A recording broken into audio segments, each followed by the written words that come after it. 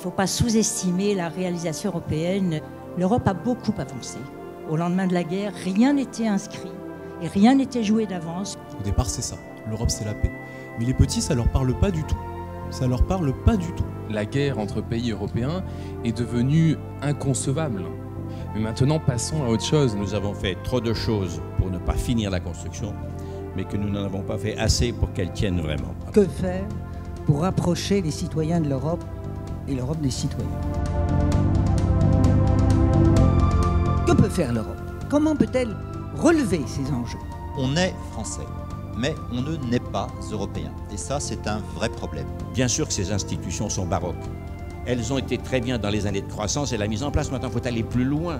Comment en France parler d'Europe alors qu'il n'y a pas de débat politique sur l'Europe? Dire que l'Europe, c'est pas seulement la paix, mais c'est aussi plein d'autres choses, et notamment l'emploi. Qui dit crise économique, dit crise sociale, qui dit crise sociale, dit crise politique. Et il ne manque pas d'exemples en Europe pour que nous commencions quand même à nous secouer, à nous réveiller. On veut comprendre pourquoi les Européens n'arrivent pas à s'unir. Nous avons perdu de vue ce qu'était le but.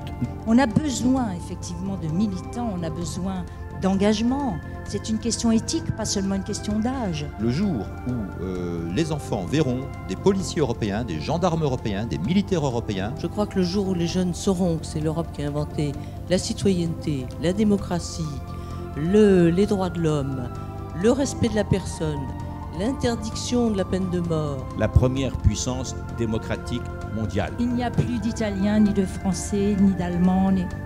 Nous sommes tous des Européens. Être fier d'être européen.